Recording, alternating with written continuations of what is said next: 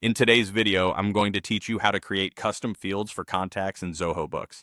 This is a fantastic way to tailor the software to better suit your specific business needs, offering a customized approach to managing your contacts effectively. Let's dive right into it.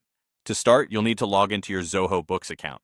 Once you're in, the first step is to navigate to the Settings section. You'll find the Settings menu in the upper right-hand corner of the screen. This is where you can tweak and customize various aspects of your Zoho Books experience, but today we're focusing on custom contact fields.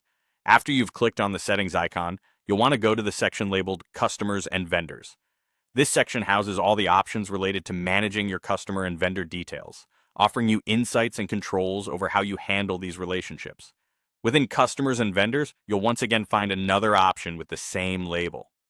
This may seem repetitive, but it ensures you are in the right subcategory focused on customer and vendor preferences. Go ahead and click on it. Once inside, you should see an option for field customization. Click on this and it opens up a new set of possibilities for tailoring your contact fields to collect and store specific data points you find most useful. You have the opportunity here to make Zoho Books work more flexibly for your unique business scenarios. Now, look for the option titled New Custom Field. When you select this, you'll be taken to a screen where you can start creating a new field from scratch. This is where you can be creative. Consider what additional information you frequently require from your contacts that the default fields don't provide. These could be things like contract expiration date or preferred contact method. Let's start by typing in a label name for your new custom field. Choose something clear and descriptive, as this label will help you and your team recognize the nature of the data collected. After entering the label name, your next task is to click on Data Type. Zoho Books provides various data types to choose from, such as text, number, date, or even a drop-down list. Select the one that best fits the information you need to collect. For each data type, you might need to fill out additional details. For example, if you select a drop-down list, you'll need to define the possible options for this field.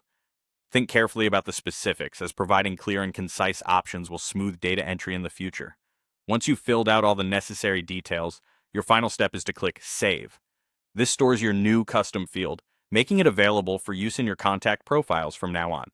With that, you've successfully added a custom field, providing a tailored experience that improves data management and enhances your workflow within Zoho Books.